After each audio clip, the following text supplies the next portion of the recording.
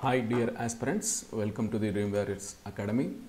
మనము ఈరోజు ఈ వీడియోలో తెలంగాణ మాసపత్రిక మార్చి నెలకు సంబంధించిన మ్యాగజైన్లోని ముఖ్యమైన అంశాలను పోటీ పరీక్షల కోణంలో చూసే ప్రయత్నం చేద్దాం.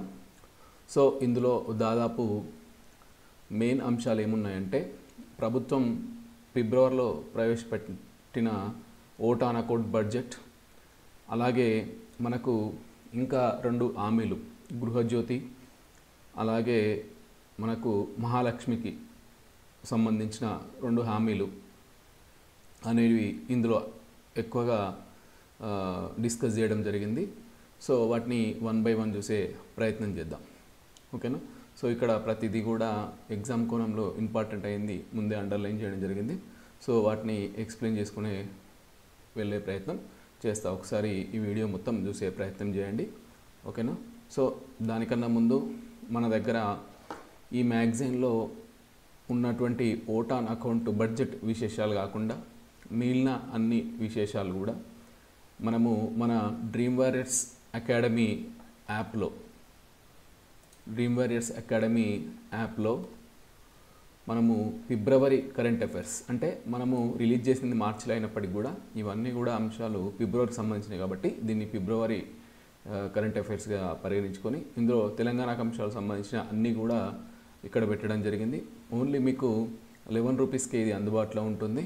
అలాగే ఈ టీఎస్కి సంబంధించి, అంటే తెలంగాణకు సంబంధించి అంశాలను మ్యాక్సిమం కవర్ చేయడమే కాకుండా మిగిలిన అంతర్జాతీయ కావచ్చు, అవార్డులు కావచ్చు, సదస్సులు కావచ్చు, నివేదికలు కావచ్చు, వాటిని కూడా మాకు సాధ్యమైనంత మేరకు తెలుగు దినపత్రికల నుంచి తీసుకొని మీకు ఎగ్జామ్ కోణంలో ఇవ్వడం జరిగింది. ముఖ్యంగా ఇక్కడ మా ఉద్దేశం ఏంటంటే, తెలంగాణకు సంబంధించిన కరెంట్ అఫైర్స్ మాత్రం ఏ ఒక్కటి మిస్ కాకుండా చూసే ప్రయత్నం అయితే చేశాము. సో దాదాపు ఇందులో ఉన్నాయన్నీ కూడా తెలంగాణ మ్యాగజైన్లో కూడా ఉన్నవి. ఓన్లీ తెలంగాణ మ్యాగజైన్లో ఉండి ఇందులో లేదంటే నాకు తెలిసి ఓట్ ఆన్ అకౌంట్ బడ్జెట్ మాత్రమే. ఓకేనా. సో అది మనకి యాప్లో 11 రూపీస్కి అందుబాటులో ఉంటుంది, డ్రీమ్ వారియర్స్ అకాడమీ యాప్లో. డిస్క్రిప్షన్ అనేది కింద మనకు యూట్యూబ్ కింద కామెంట్స్లో ఉంటుంది, నచ్చిన వారు తీసుకునే ప్రయత్నం చేయండి. ఓకేనా. ఇక ఏమాత్రం ఆలస్యం చేయకుండా మనము ఈ యొక్క మార్చి తెలంగాణ మ్యాగజైన్ను వివరించే ప్రయత్నం చేస్తాం. సో ఇక్కడ తెలంగాణ రాష్ట్ర మూడవ శాసనసభలో మనకు ఈ యొక్క ముఖ్యమంత్రి యనుమల రేవంత్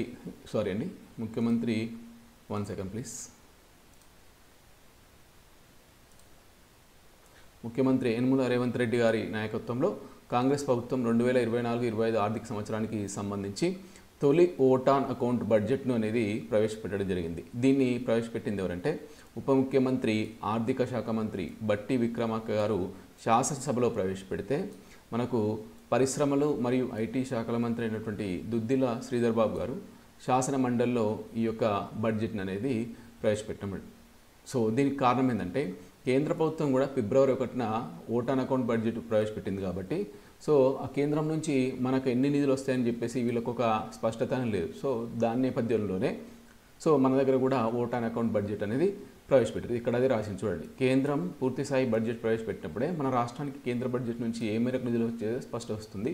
అందువల్లే రాష్ట్ర ప్రభుత్వం కూడా ఓట్ ఆన్ అకౌంట్ బడ్జెట్ను ప్రవేశపెట్టిందని చెప్పేసి చెప్తారు. సో ఓవరాల్గా ఏంటంటే, ఓట్ ఆన్ అకౌంట్ బడ్జెట్ను ప్రవేశపెట్టడం జరిగింది. శాసనసభలో బట్టి విక్రమార్క గారు, శాసన మండలిలో దుద్దిల్ల శ్రీధర్ బాబు గారు అనేది వారు ప్రవేశపెట్టడం జరిగింది. ఇకపోతే నెక్స్ట్ 2024-25 సంవత్సరానికి సంబంధించి ఈ ఓట్ ఆన్ అకౌంట్ బడ్జెట్లో మొత్తం వ్యయం ఎంత ఏంటంటే 2,75,890 కోట్ల రూపాయలు కాగా, రెవెన్యూ వ్యయం వచ్చేసి 2,01,178 కోట్ల రూపాయలు రెవెన్యూ వ్యయం. మూలధన వ్యయం వచ్చేసి 29,669 కోట్ల రూపాయలుగా ఈ యొక్క ఓట్ ఆన్ అకౌంట్ బడ్జెట్లో మనకు చూపించడం జరిగింది. ముఖ్యంగా సో రాష్ట్ర ప్రభుత్వం ప్రజలకు ఇచ్చినటువంటి 6 గ్యారెంటీల్లో 2 గ్యారెంటీలు, మహిళలకు ఉచిత బస్సు ప్రయాణం అందించినటువంటి మహాలక్ష్మి పథకం, అలాగే ఆరోగ్యశ్రీ పరిమితిని 5 లక్షల రూపాయల నుంచి 10 లక్షల వరకు పెంచడం అనేది అధికారం చేపట్టిన 48 గంటల వరకు వచ్చింది. ఇక్కడ మనం చెప్పుకోవాల్సింది ఏంటంటే, వీళ్ళు కాంగ్రెస్ గవర్నమెంట్ అధికారం చేపట్టగానే ప్రమాణ స్వీకారం చేయగానే December 9 నాడు సో ఈ 2 గ్యారెంటీలు అమలు చేశారు. మహిళలకు ఉచిత బస్సు ప్రయాణం ఒకటి, ఆరోగ్యశ్రీ పరిమితిని 5 లక్షల నుంచి 10 లక్షలు పెంచడం అనేది. సో గత మ్యాగజైన్లో ఈ 2 స్కీమ్ల గురించి ఎక్కువ చదువుకున్నాం. ఇప్పుడు రాబోయే ఈ మ్యాగజైన్లో ఎక్కువగా దేని గురించి వస్తాయి అంటే, మరో 2 గ్యారెంటీ 200 యూనిట్ల వరకు ఉచిత విద్యుత్ ఒకటి, దాని గృహలక్ష్మి భాగం, అలాగే 500 రూపాయలకి గ్యాస్ సిలిండర్, ఇవి ప్రవేశపెడుతున్నామని చెప్పేసి ఈ మ్యాగజైన్లో ఎక్కువ ఫోకస్ చేశారు. గత మ్యాగజైన్లో ఏమో ఇవి రెండు, ఉచిత బస్సు ప్లస్ ఆరోగ్యశ్రీ పరిమితి. ఈ మ్యాగజైన్లోనేమో 200 యూనిట్ల వరకు ఉచిత విద్యుత్, 500 రూపాయలకి గ్యాస్ సిలిండర్, ఇవి ఎక్కువ మనకి ఇక్కడ రిపీట్ అవుతుంటాయి. ఓకేనా. అలాగే ఇక్కడ మనం గుర్తుంచుకోవాల్సిందంటే ఇది ఓట్ ఆన్ అకౌంట్ బడ్జెట్ అయినప్పటికీ కూడా ఒకవేళ మనకి ఎలక్షన్ తర్వాత పూర్తి స్థాయి బడ్జెట్ ప్రవేశపెట్టడానికి లేట్ అయినా, ఒకవేళ తర్వాత జరిగే ఎగ్జామ్లకు ఈ యొక్క పూర్తి స్థాయి బడ్జెట్ ప్రవేశపెట్టడం లేట్ అయినప్పుడు, అందులో నుంచి క్వశ్చన్లు రానప్పుడు, అంటే పూర్తి స్థాయి బడ్జెట్ కనుక ప్రవేశపెడితే అది లేట్ అయితే, అప్పటికే మనకి ఏదైనా ఎగ్జామ్కి సంబంధించిన క్వశ్చన్ పేపర్ కనుక ప్రిపేర్ అయితే వాళ్ళు ఆటోమేటిక్గా ఓట్ ఆన్ అకౌంట్ బడ్జెట్ నుంచి క్వశ్చన్లు అడుగుతారు. లేదు లేట్ కాలేదు, ఎలక్షన్స్ అయిపోగానే పూర్తి స్థాయి బడ్జెట్ ప్రవేశపెట్టారు, సో ఎగ్జామ్కు ఇంకా చాలా టైం ఉంది, అంటే ఎగ్జామ్ క్వశ్చన్ పేపర్ తయారు కాలేదని మనం అనుకున్నట్టయితే అప్పుడు దీంట్లో నుంచి కూడా అంటే పూర్తి స్థాయి బడ్జెట్ నుంచి క్వశ్చన్లు వచ్చే అవకాశం ఉంది.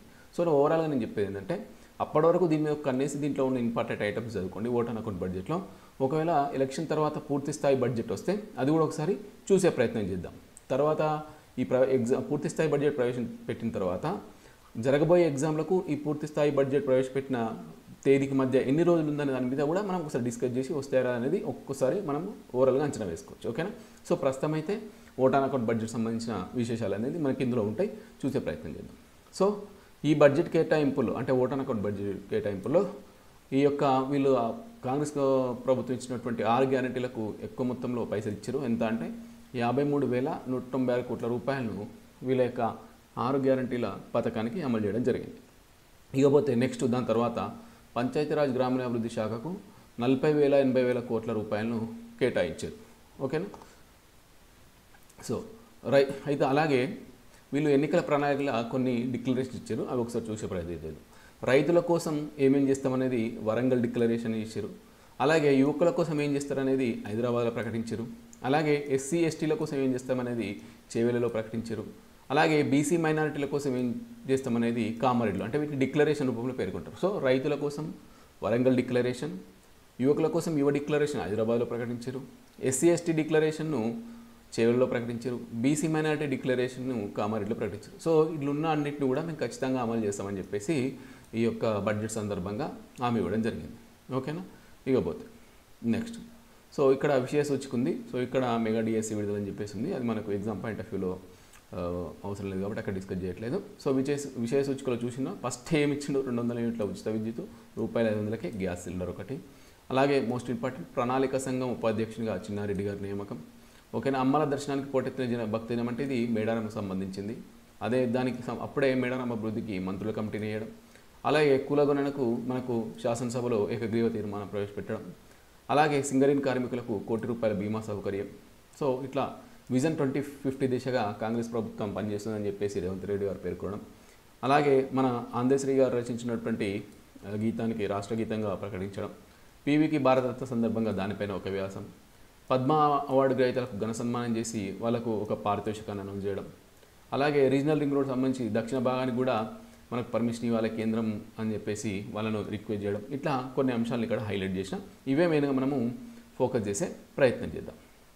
సో ఇక్కడ ఫస్ట్ పాయింట్ వచ్చేసి తెలంగాణ మీడియా అకాడమీ చైర్మన్గా ఎవరు నియమితులయ్యారు అంటే సీనియర్ సంపాదకుడు ఐజేయు జాతీయ అధ్యక్షుడు కె శ్రీనివాస్ రెడ్డి గారు నియమితులయ్యడం జరిగింది. ఈయన 2 ఏళ్ల పాటు ఈ పదవిలో కొనసాగుతారు. గతంలో ఏం చేసిందని తెలుసుకుంటేనైతే ఉమ్మడి ఆంధ్రప్రదేశ్లో ప్రెస్ అకాడమీ వ్యవస్థాపక అధ్యక్షునిగా కూడా ఇతను పనిచేసినట్టు మనకు తెలుస్తుంది. సో తెలంగాణ మీడియా అకాడమీ చైర్మన్గా ఎవరు నియమించబడ్డారంటే శ్రీనివాస్ రెడ్డి గారు. ఓకేనా. నెక్స్ట్ వచ్చేసి ఫైనాన్స్ కమిషన్ చైర్మన్గా సిరిసిల్ల రాజే గారు నియమించడం జరిగింది. రాష్ట్ర ఫైనాన్స్ కమిషన్ చైర్మన్గా సిరిసిల్ల రాజేని నియమించడం జరిగింది. సో ఇక పోతే వాదే కాకుండా సభ్యుల్ని కూడా తీసుకుంటే సంకేపల్లి సుధీర్ రెడ్డి గారిని, రమేష్ ముద్రాజు గారిని, నెహ్రూ నాయకులను కూడా నియమించడం జరిగింది ఫైనాన్స్ కమిషన్ సభ్యులుగా. ఓకేనా. నెక్స్ట్ సో ఇక్కడైతే మనకు రాష్ట్ర సచివాలయంలో జరిగినటువంటి కార్యక్రమంలో ముఖ్యమంత్రి రేవంత్ రెడ్డి 2 గ్యారెంటీలను ప్రారంభించారు. అవి ఏంటంటే 200 యూనిట్ల ఉచిత విద్యుత్, అలాగే 500కే గ్యాస్ సిలిండర్. కానీ ఇది అధికారికంగా వీటిని ఒక సభ పెట్టి మనకు స్టార్ట్ చేస్తారు, అవి వచ్చినప్పుడు అక్కడ చూద్దాం. ఇప్పుడైతే మ్యాక్సిమం మనం ఇదే గుర్తుపెట్టుకోండి. ఓకేనా. సో ఇక్కడ ఏముంది, రాష్ట్ర ప్రభుత్వం అభయస్థం పేరుతో ప్రజలకు హామీ ఇచ్చిన 6 గ్యారెంటీల్లో మరో 2 గ్యారెంటీలకు శ్రీకారం చుట్టింది. అధికారంలో వచ్చిన 48 గంటలనే అది మనకు తెలుసు, అది ఎప్పటికీ మనం చదువుతూనే ఉన్నాం. ఓకేనా. సో పరిచయం రాష్ట్ర ప్రభుత్వం ఇప్పుడు 200 యూనిట్ల వరకు ఉచిత విద్యుత్ అందించే గృహజ్యోతి, 500కే గ్యాస్ సిలిండర్ సరఫరా చేసే మహాలక్ష్మి పథకాల అమలు కూడా శ్రీకారం చుట్టింది. వాటిని సచివాలయంలో ప్రారంభించారని ఈ మ్యాగజైన్లో రాశారు. ఇంకా దీనికి సంబంధించిన విశేషాలు వస్తే ఈ స్కీమ్ సంబంధించి మనం చూసుకుందాం. ఓకేనా. సో అయితే ఈ మహాలక్ష్మి పథకం ద్వారా 500 రూపాయలకి గ్యాస్ సిలిండర్ కావచ్చు, గృహజ్యోతి ద్వారా 200 యూనిట్ల వరకు ఉచిత కరెంటుతో పాటు ఈ 6 గ్యారంటీలను కాంగ్రెస్ ప్రభుత్వం ఏ సభలో మనకు ఎలక్షన్ ముందు ప్రకటించిందంటే 2023 సెప్టెంబర్ 15న తుక్కుగూడ సభలో సోనియా గాంధీ ప్రకటించినట్టు మనకు ముఖ్యమంత్రి గారు గుర్తు చేయడం జరిగింది. ఓకేనా. సో 200 యూనిట్ల వరకు జీరో బిల్లు మన అందరికీ తెలిసిందే. అలాగే గ్యాస్ సిలిండర్ 500కు. ఓకేనా. సో ఇక్కడ రాష్ట్రంలో 2 డిస్కంల పరిధిలో గృహజ్యోతి 2 డిస్కంలు అంటే ఈ రాష్ట్రం మొత్తం అన్నట్టు మనకు నార్త్ అని ఒకటి సౌత్ అని ఒకటిగా గృహజ్యోతి కింద అర్హులకు 200 యూనిట్ల వరకు ఉచితంగా కరెంట్ అందిస్తారు. ఓకేనా. ఇంటి యజమానులతో పాటు అద్దెదారులకు కూడా ఈ యొక్క పథకం అనేది వర్తిస్తుంది. నిరంతర ప్రక్రియగా ఈ పథకంలో అంటే ఒకసారి ఇంప్లిమెంట్ చేసి దరఖాస్తులు తీసుకొని క్లోజ్ చేసాడు కాదు, ఎప్పటికి కూడా ఈ ప్రాసెస్ అనేది ఉంటుందని చెప్తారు. ఓకేనా. నెక్స్ట్ మహాలక్ష్మికి సంబంధించి మహాలక్ష్మికి సంబంధించి తెల్ల రేషన్ కార్డుతో పాటు గ్యాస్ కనెక్షన్ ఉన్న ప్రతి ఒక్కరికి ఈ పథకం అమలుతుంది. ప్రజాపాలన గ్రామ సభలో వీళ్ళు కంపల్సరీ దరఖాస్తు చేసుకొని ఉండాలంటారు. అలాగే గత 3 ఏళ్లలో ఆ కుటుంబం సగటు వినియోగాన్ని బట్టి సబ్సిడీ సిలిండర్ కోటాన్ని నిర్ణయిస్తారు. అంటే వాళ్ళకి ఒక్కరికి ఎన్ని ఇవ్వాలనేది మాత్రం ఆ 3 ఏళ్ళ యావరేజ్ తీసుకొని ఇస్తారని మాత్రం ఇక్కడ మనకు చెప్పుకొస్తారు. సో మొత్తం మీద 500 రూపాయలకే గ్యాస్ సిలిండర్. కాకపోతే ఎంత ఉంది గ్యాస్ సిలిండర్ ధర ఇప్పుడు 955 రూపాయలు. సో దాన్ని 455 రూపాయలు తగ్గించి మనకు 500 రూపాయలకే ఇస్తారు అనమాట. ఓకేనా. నెక్స్ట్ చూద్దాం. సో యాదాద్రి పవర్ ప్రాజెక్ట్ పనులు త్వరగా పూర్తి చేయాలని చెప్పేసి అధికారులకు డిప్యూటీ సీఎం భట్టి గారు ఆదేశించడం జరిగింది. సో ఇది మనకి ఎక్కడుందని తీసుకుంటే నల్గొండ జిల్లా దామర్చర్ల మండలంలో ఈ యొక్క యాదాద్రి థర్మల్ పవర్ ప్రాజెక్టును నిర్మిస్తుంది. దానికి సంబంధించి సమీక్ష చేసింది కాబట్టి దాని గురించి ఇక్కడ రాయడం జరిగింది. ఓకేనా. నెక్స్ట్ RRR అంటే రీజనల్ రింగ్ రోడ్ దక్షిణ భాగానికి పచ్చ జెండా అని చెప్పేసి రాసిండు. సో రీజనల్ రింగ్ రోడ్ దక్షిణ భాగం ఏమేమి వస్తాయంటే దక్షిణ భాగంలో చౌటప్పల్, అమన్గల్, షాద్నగర్, సంగారెడ్డి గుండా మొత్తం 182 కిలోమీటర్లకు సంబంధించి RRR ఉంది. జాతీయ రహదారి ప్రకటనకు సంబంధించిన అడ్డంకులు తొలగిపోయాయి. సో అయితే ఇప్పటికే RRR ఉత్తర భాగాన్ని ఇప్పటికే జాతీయ రహదారిగా ప్రకటించే కేంద్ర ప్రభుత్వం. ఓకేనా. సో RRR దక్షిణ భాగాన్ని జాతీయ రహదారిగా ప్రకటించేందుకు ప్రతిపాదనలు కోరాలని ఈ national authority of highway India ఉంటుంది కదా, దాన్ని ఆదేశించారు. అంటే ఏం లేదు ఇక్కడ సింపుల్గా చెప్పాలంటే రీజనల్ రింగ్ రోడ్ సంబంధించినటువంటి ఉత్తర భాగాన్ని ఇప్పటికే జాతీయ రహదారిగా కేంద్రం ప్రకటించింది. సో అట్లనే దక్షిణ భాగాన్ని కూడా జాతీయ రహదారిగా ప్రకటించమని చెప్పేసి కేంద్ర ప్రభుత్వాన్ని సీఎం రేవంత్ రెడ్డి గారు కోరిన సందర్భంలో సో దానికి సంబంధించిన ఏదైతే ఫార్మాలిటీస్ అవన్నీ చూడాలని చెప్పేసి మనకు ఈ నితిన్ గడ్కరీ గారు ఈ యొక్క అధికారులను ఆదేశించడం అనేది జరిగింది. సో ఇక్కడ మనకు RRR యొక్క దక్షిణ భాగం ఏ నగరాల గుండా అవుతుందంటే చౌటప్పల్, అమన్గల్, షాద్నగర్, సంగారెడ్డి. అలాగే RRR యొక్క ఉత్తర భాగం ఎక్కడి నుంచి పోతుందంటే చౌటుప్పల్, భువనగిరి, తూఫ్రాన్, సంగారెడ్డి, కంది. ఇది నార్థర్. ఓకేనా. సో అయితే ఇక్కడ ఒక చిన్న విషయం ఏంటంటే రీజనల్ రింగ్ రోడ్ నార్థన్ పార్ట్కి సంబంధించి యూటిలిటీస్ సంబంధించి వ్యయం ఎవరు పెట్టుకోవాలని చెప్పేసి కేంద్ర రాష్ట్ర ప్రభుత్వాల మధ్య నెలకొన్న ప్రతిష్టంభనపై చర్చ అయింది. అంటే యూటిలిటీకి సంబంధించిన ఖర్చు అంటే ఆ రోడ్ రీజనల్ రింగ్ రోడ్ వేసిన ప్రాబ్లంలో కరెంట్ స్తంభాలు కావచ్చు, ఇంకా భవనాల తదితరాలు వీటికి సంబంధించిన తొలగింపు వాటికి కూడా కొద్దిగా ఖర్చు అవుతుంది కదా, వాటికి సంబంధించిన పైసలు ఎవరు పెట్టుకోవాలని చెప్పేసి ఈ రెండింటి మధ్య కేంద్రమా రాష్ట్రం అని చెప్తే దాని గురించి ముఖ్యమంత్రి గారు డిస్కస్ చేయడం వల్ల ఆ యూటిలిటీస్ తరంపు వ్యయం మొత్తం కూడా కేంద్రమే భరిస్తుందని చెప్పేసి కేంద్ర మంత్రి గారు హామీ ఇవ్వడం జరిగింది. సో ఓవరాల్ ఇక్కడ ఏంటంటే RRR ఉత్తర భాగానికి ఇప్పటికే జాతీయ రహదారిగా ప్రకటించారు, దక్షిణ భాగాలకు కూడా జాతీయ రహదారిగా ప్రకటించాలని చెప్పేసి కోరడం, అలాగే ఉత్తర భాగానికి సంబంధించినటువంటి యూటిలిటీస్ ఛార్జెస్ను కూడా కేంద్ర ప్రభుత్వమే భరిస్తుందని చెప్పేసి కేంద్ర మంత్రి హామీ ఇవ్వడం అనేది మనకి అంశంలో తెలుస్తుంది. ఓకేనా. నెక్స్ట్ చూద్దాం. ధరణి దరఖాస్తులకు మోక్షం. సో ప్రభుత్వం ప్రజలకు మాట ఇచ్చిన విధంగానే ధరణిలో మార్పుల శ్రీకారం చుట్టింది. మార్చి 1వ తేదీ నుంచి 9వ తేదీ వరకు ప్రత్యేక కార్యాచరణ అంటే ఈ భూమి సమస్యలకు సంబంధించిన ఏవైనా ఉన్నా కూడా అవి మార్చి 1 నుంచి 9వ తేదీ వరకు స్పెషల్ రివ్యూ చేశారు. సో మళ్ళీ తర్వాత 17 వరకు కూడా ఎక్స్టెండ్ చేసిండు. ఈ లోపలనే కొద్ది ఎలక్షన్ కమిషన్ నుంచి పార్లమెంటరీకి నోటిఫికేషన్ రాగానే కూడా దాన్ని మధ్యలో సస్పెండ్ చేయడం కూడా జరిగింది. అంటే ఆ యొక్క షెడ్యూల్ని కూడా తాత్కాలికంగా సబ్మిట్ చేశారు. మొత్తం మీద ధరణికి సంబంధించిన భూ సమస్యల మీద కూడా మార్చి 1 నుంచి 9వ తేదీ వరకు అయితే స్పెషల్ రివ్యూ చేయాలని చెప్పేసి ప్రభుత్వము నిర్ణయం తీసుకుంది. ఓకేనా. దీనిలో సంబంధించి భూముల రికార్డు వివాదాలు, భూముల సమస్యలు, చిన్న అక్షర దోషాలు ఉన్న కొన్ని అంటే డిఫరెంట్ టైప్ ఆఫ్స్ ఉంటాయి. కొన్ని తహసీల్దార్ లెవెల్లో సాల్వ్ అవుతాయి, కొన్ని ఆర్డీఓ లెవెల్లో సాల్వ్ అవుతాయి, కొన్ని కలెక్టరేట్లో సాల్వ్ అవుతాయి, కొన్ని సీసీఎల్లో సాల్వ్ అవుతాయి. ఇట్లా భూములకు సంబంధించిన అన్ని సమస్యలను ఒక స్పెషల్ డ్రైవ్ పెట్టి వీళ్ళు సాల్వ్ చేస్తామని చెప్పేసి ముందే చెప్పారు కాబట్టి సో దానికి అనుగుణంగా మార్చి 1 నుంచి 9 వరకు స్పెషల్ డ్రైవ్ అనేది తీసుకోవడం జరిగింది. ఓకేనా. నెక్స్ట్ చూద్దాం. ఇది మనకు ఆల్రెడీ విషయ సూచికలు వచ్చింది కదా.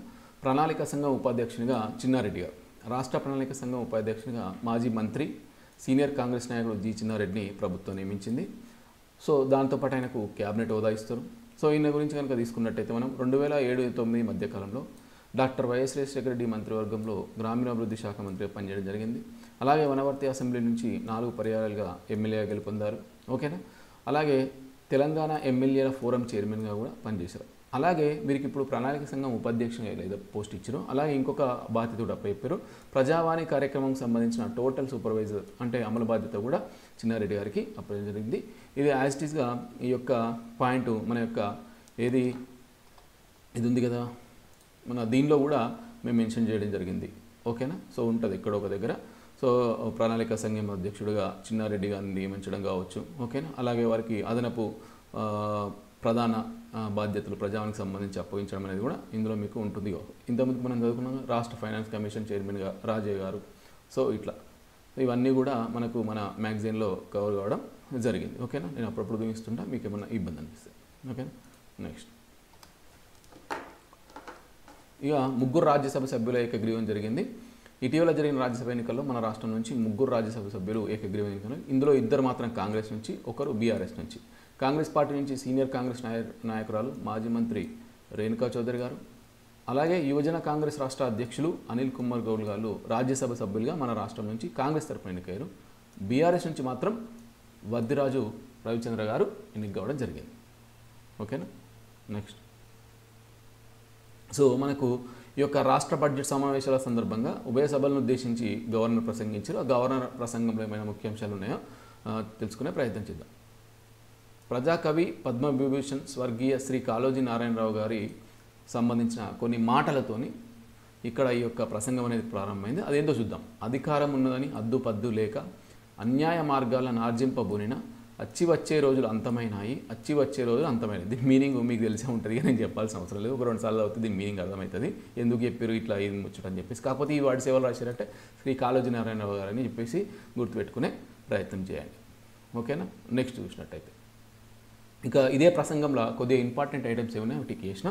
సో మా ప్రభుత్వము 1000 నుంచి 3000 ఎకరాల విస్తీర్ణంలో జనావాసాలకు దూరంగా 10 నుండి 12 వరకు ఫార్మా విలేజ్ క్లస్టర్లను ఏర్పాటు చేయాలని చెప్పేసి ప్రతిపాదిస్తుంది. ఇప్పుడు ఎక్కడైతే మనకు ఈ ఫార్మాసిటీ కోసం భూములు తీసుకున్నారో అలా 1000 నుండి 3000 ఎకరాల విస్తీర్ణంలో 10 నుంచి 12 ఫార్మా విలేజ్ క్లస్టర్లను ఏర్పాటు చేస్తారు. ఈ క్లస్టర్లు ఏమేమి ఉంటాయంటే వ్యర్థాల శుద్ధి, టెస్టింగ్ ల్యాబ్లు, లాజిస్టిక్స్, మౌలిక సదుపాయాలు, గృహ నిర్మాణం, విద్యాలయాలు, అన్ని సామాజిక మౌలిక సదుపాయాలను కూడా ఈ ఫార్మా విలేజ్ క్లస్టర్లో కల్పిస్తారట. ఓకేనా. నెక్స్ట్ వచ్చేసి అలాగే మనకు గత సంచికలో చదువుకున్నట్టు దావోస్ స్విట్జర్లాండ్లో జరిగిన వరల్డ్ ఎకనామిక్ ఫోరం వార్షిక సమావేశంలో మనకు 50 మంది పారిశ్రామికవేత్తలతో సమావేశం అవ్వడం, ఎవరైతే మనకు గౌరవ ముఖ్యమంత్రి గారు కావచ్చు, ఐటీ శాఖ మంత్రి కావచ్చు, దీని ఫలితంగా తెలంగాణలో 40,000 కోట్ల పైగా పెట్టుబడులు వచ్చాయని చెప్పేసి కూడా దాన్ని ఈ గవర్నర్ ప్రసంగంలో చెప్పడం జరిగింది. ఓకేనా. నెక్స్ట్ వచ్చేసి ఇది ఇక్కడైతే ఒక మాట అంటారు, మరి దీని గురించి ఎక్కడ కూడా రాలేదు, చూద్దాం భవిష్యత్తులో ఇస్తాం. ఇంటర్నెట్ను ఒక ప్రాథమిక హక్కుగా ప్రవేశపెట్టడం అనేది మా ప్రభుత్వం చేపట్టబోయే ముఖ్యమైన కార్యక్రమాల్లో ఒకటి. దీనికి సంబంధించి కేవలం డిజిటల్ మౌలిక సదుపాయాలను సృష్టించడమే కాకుండా సమాజంలోని అన్ని వర్గాలకు కనీస ధరలకే అందుబాటులోకి తేవడం ఈ యొక్క డిజిటల్ మౌలిక సదుపాయాలు అని చెప్పేసి రాస్తారు. ఓకేనా. నెక్స్ట్ చూసినట్టయితే సో అలాగే మా ప్రభుత్వం కృత్రిమ మేధాసిటీ అంటే ఆర్టిఫిషియల్ ఇంటెలిజెన్స్ సిటీని 50 నుంచి 100 ఎకరాల్లో ఏర్పాటు చేయాలని కూడా నిశ్చయించుకుందని చెప్పేసి గవర్నర్ ప్రసంగం ద్వారా రాష్ట్ర ప్రభుత్వం తెలిపింది. ఓకేనా. సో ఇక్కడ అలాగే నా ప్రభుత్వం నైపుణ్య శిక్షణ, వృత్తిపర విద్యకు అధిక ప్రాధాన్యత ఇస్తుంది. ఓకేనా. నైపుణ్య లోపాలను గుర్తించి ఇండస్ట్రీ 4.0 అవసరాలను తీర్చడానికి నా ప్రభుత్వం అంచనా వేసిన సుమారు ₹2,000 కోట్ల ప్రాజెక్టుతో రాష్ట్రంలోని ప్రభుత్వ ఐటీఐలన్నింటినీ ఆధునిక టెక్నాలజీ సెంటర్గా మార్చబోతుంది. అంటే రాష్ట్ర ప్రభుత్వం ఐటీఐలు ఉంటాయి కదా, సో ఈ ఐటీఐలన్నింటినీ ఆధునీకరించి వాటిలో అన్ఎంప్లాయీస్కి శిక్షణ ఇచ్చి స్కిల్స్ నేర్పి వాళ్ళని ఉద్యోగస్తులుగా తీర్చిదిస్తారు. సో దీనికి సంబంధించి 2,000 కోట్ల ప్రాజెక్ట్ అవుతుందంట. సో దీనికి సంబంధించి వాళ్ళు టాటా టెక్నాలజీగా ఒప్పందం చేసుకున్నారని మనం గతంలోనే తెలుసుకున్నాం. ఓకేనా. నెక్స్ట్ వచ్చేసి సో ఇంకొకటి అలాగే అధిక డిమాండ్ అవసరాలను తీర్చడానికి హరిత ఇంధనం అంటే సౌర విద్యుత్, పవన విద్యుత్, అలాగే హైబ్రిడ్ సౌర ప్లస్ పవన విద్యుత్తో పాటు పంప్ బ్యాటరీ ఇంధనం వంటి అన్ని రకాల హరిత ఇంధనాలను ప్రోత్సహించడానికి ఒక ఇంధన పాలసీని కూడా వాళ్ళు తీసుకొస్తారని చెప్పేసి చెప్తారు. ఓకేనా. సో 2030 సంవత్సరం నాటికి కార్బన్ ఉద్గారాలను తగ్గించాలని ఈ ఇంధన పాలసీ ద్వారా ఆ యొక్క గవర్నమెంట్ లక్ష్యంగా పెట్టుకుందని కూడా ఇక్కడ చెప్తారు. ఓకేనా. నెక్స్ట్ వచ్చేసి వివిధ కులాలు ముఖ్యంగా వెనుకబడిన తరగతులు సామాజిక విద్యాపరమైన ఆర్థిక ఉద్యోగ రాజకీయ అవకాశాలను అంచనా వేయడానికి సమాచారాన్ని సేకరించే ఉద్దేశంతో కుటుంబాలన్నింటినీ సర్వే చేయాలి, అంటే కులగణన సర్వే చేస్తామని చెప్పేసి కూడా వాళ్ళు గవర్నర్ తన ప్రసంగంలో చేయడం జరిగింది. సో లాస్ట్కి ఇంకోటి ఏంటంటే ప్రముఖ తమిళ కవి సుబ్రహ్మణ్య భారతి ఈయన మాటలు ఏమంటారు అంటే విత్త నిర్వహణకు వివేక కాంతి పుంజం అవసరం, అంటే వివేకతను కనబరుస్తూ పబ్లిక్ ఫైనాన్స్ నిర్వహణ పట్ల నా ప్రభుత్వం వివేకాన్ని సరైన జ్ఞానాన్ని కలిగి ఉంటుందని చెప్పేసి తెలియజేస్తుందని చెప్పేసి ఒక తమిళ కవి రాసినటువంటి విత్త నిర్వహణకు వివేక కాంతి పుణ్యం అవసరం అని చెప్పేసి మాటలు కూడా గవర్నర్ తన ప్రసంగంలో పేర్కొంది. అంటే లాస్ట్కేమో సుబ్రహ్మణ్య భారతి యొక్క కొన్ని మాటలు, స్టార్టింగ్లో మనం చూసినట్టుగా కాళోజీ నారాయణ గారికి సంబంధించిన మాటలు అధికారం ఉండదని చెప్పేసి. ఓకేనా. సో ఇట్లా గవర్నర్ ప్రసంగంలో 2-3 ఇంపార్టెంట్ అంశాలు ఉంటే వాటిని అండర్లైన్ చేయడం జరిగింది. ఓకేనా. నెక్స్ట్ చూద్దాం. సో మేడిగడ్డ చూడంటే మీకు ఇది అర్థమైపోయి ఉంటుంది. మేడిగడ్డ మీద మనకు నిపుణులతో కమిటీ వేయడం కావచ్చు, national dam safety authority committee వేయడం కావచ్చు. సో అదంతా మీకు అఫీషియల్గా కొన్ని కమిటీలు వేసి దాని గురించి చదువుదాం. ఇది ఏంటంటే ఇక్కడ మేడిగడ్డకు వెళ్ళడం, అక్కడ వాటిని ఉన్న పరిస్థితిని వివరించడం, ఏ పిల్లలు గుంగిపోయినాయి అని చెప్పేసి ఆ ముఖ్యమంత్రి టూర్ నేపథ్యంలో ఈ యొక్క వ్యాసాన్ని రాయడం జరిగింది. ఓకేనా. నెక్స్ట్ వచ్చేసి సో అయితే దీనికన్నా ముందు సీఎం ఏం చెప్పారంటే తెలంగాణను సస్యశాలం చేసేందుకు 2008లో ఆనాటి కాంగ్రెస్ ప్రభుత్వం ప్రాణహిత చేవెళ్ల ప్రాజెక్టు నిర్మాణానికి 38,500 కోట్ల రూపాయలతో టెండర్ పిలిచిందని, దీనికోసం ప్రాణహిత చేవెళ్ల దీన్ని డాక్టర్ బిఆర్ అంబేద్కర్ పేరు పెట్టారట. అయితే తుమ్మిడిహట్ట వద్ద నిర్మించాల్సిన ప్రాజెక్టును కేసీఆర్ ప్రభుత్వం రీడిజైన్ పేరిట మరో చోట కట్టిందని, కాళేశ్వరం ప్రాజెక్టు ఎంతో అద్భుతమని అమెరికాలోనూ ప్రచారం చేశారని, డిస్కవర్ ఛానల్లోనూ ప్రచారం చేశారని చెప్పేసి గత ప్రభుత్వం మీద ఏమైతే చెప్పారో దాని గురించి మాట్లాడుతూ సో అయితే ఈ మొత్తం పంపులు పనిచేసే సంవత్సరానికి 10,500 కోట్ల విద్యుత్ ఖర్చు అవుతుంది, ఇంకా బ్యాంకు రుణాలు అవి కలిపితే ఏటా 25,000 కోట్ల ఖర్చు అవుతుందని చెప్పేసి దానికి అనవసరంగా ఖర్చు పెట్టారని చెప్పేసి ముఖ్యమంత్రి గారు గత ప్రభుత్వాన్ని గురించి తెలపడం అనేది మనం చూస్తున్నాం. సో మొత్తం మీద గత ప్రభుత్వం అంటే కాంగ్రెస్ ప్రభుత్వంలో ప్రాణహిత చేవెళ్ల ప్రాజెక్టు 38,500 కోట్ల రూపాయలతో తుమ్మిడిహట్ట వద్ద నిర్మించాలనుకుంటే ఇప్పుడు దాన్ని వేరే దగ్గర కట్టారని చెప్పేసి అనవసరంగా ఖర్చు పెరిగిందని చెప్పేసి ఈ యొక్క ఉద్దేశం. ఓకే. దీనికి సంబంధించి ఒక్కొక్క మంత్రులు ఒక్కొక్క రకమైన వ్యాఖ్య, ఇది దేశంలోని భారీ స్కామ్ అని చెప్పేసి అలాగే ప్రజల గుండెకు పగులు, ఇవి మేడిగడ్డకు వచ్చిన పగులు కాదు, ప్రజల గుండెకు పగులు అని చెప్పేసి కూనంనేని సిపిఐ శాసనసభ్యుడు కూనంనేని సాంబశివరావు గారు కావచ్చు, ఇట్లా మనకు మేడిగడ్డ టూర్లో ఒక్కొక్కరు ఏమేమి వ్యాఖ్యానించారనే దాని మీద ఈ యొక్క వ్యాసాన్ని రావడం జరిగింది. ఇకపోతే ఇది ఇంపార్టెంట్. పద్మ అవార్డు గ్రహీతలకు ఘన సన్మానం, పద్మశ్రీ ఎవరికైతే పురస్కారం వస్తుందో వాళ్ళకు రూపాయలు 25 లక్షల నగదు బహుమతి, అలాగే నెలకు 25,000 పెన్షన్ ఇస్తామని చెప్పేసి ముఖ్యమంత్రి గారు ప్రకటించడం జరిగింది. సో పద్మవిభూషణ్ అవార్డు గ్రహీతలు మాజీ ఉపరాష్ట్రపతి వెంకయ్యనాయుడు, అలాగే ప్రముఖ సినీ నటుడు చిరంజీవిని, పద్మశ్రీ అవార్డు గ్రహీతలైనటువంటి వేలు ఆనందాచారి, వీళ్ళంతా మనోళ్ళు గుర్తుపెట్టుకోండి. పద్మశ్రీ అవార్డు గ్రహీతలు వేలు ఆనందాచారి, దాసరికొండ 10 మీద ఒక సపరేట్ వీడియో ఉంది పద్మశ్రీ సంబంధించి, మన యూట్యూబ్ ఛానల్లో చూడండి. ఓకేనా. అలాగే ఉమామహేశ్వరి, గడ్డం సాంబయ్య, కేశావత్ సోమ్లాల్, కూరెల విఠలాచార్యులకు రాష్ట్ర ప్రభుత్వం అనేది ఘనంగా సత్కరించింది పద్మశ్రీ వచ్చిన నేపథ్యంలో. సో దీనికి సంబంధించి ఏం చేశారంటే ఇక్కడ ఒక మాట మాట్లాడు, గ్రామీణ ప్రాంతాల్లో పుట్టిన వారికి, వచ్చిన కళలో రాణిస్తున్న వారికి, కళాకారులకు చప్పట్లు దుప్పట్లే మిగులుతుంది తప్ప వాళ్ళ కనీస అవసరాలకు కూడా ఆర్థిక అవసరాలు తీర్చడానికి కూడా వాళ్ళకి డబ్బు లేదని చెప్పేసి ఆవేదన వ్యక్తం చేస్తూ సో ఇట్లా పద్మ అవార్డు గ్రహీతలకు ఇట్లా ఉట్టేనే చప్పట్లు దుప్పట్లే కాకుండా సో వాళ్ళకి 25 లక్షల రూపాయల నగదు బహుమతి ఇస్తాం, అలాగే ప్రతి నెల 25,000 పెన్షన్ ఇస్తామని కూడా ప్రభుత్వం ప్రభుత్వం తరఫున ముఖ్యమంత్రి గారు ప్రకటించడం జరిగింది. ఓకేనా. సో ఇక్కడ చిరంజీవి గారిని ఏమేమి చేశారని చెప్పేసి ఆయన గురించి చెప్పడం. ఓకేనా. సో ఇట్లా పద్మశ్రీ అవార్డు గ్రహీతలకు నగదు బహుమతి 25 లక్షల రూపాయల చెక్కును అందించింది. ఓవరాల్గా మీకు తెలుసుకోవాల్సింది ఏంటంటే మన రాష్ట్రంలో ఎవరైనా పద్మశ్రీ అవార్డు గ్రహీతలు ఉంటే వాళ్ళకి 25 లక్షల నగదు బహుమతి, నెలకు 25,000 పెన్షన్ ఇస్తారనేది మీకు అర్థం కావాలి. ఓకేనా. నెక్స్ట్ చూద్దాం.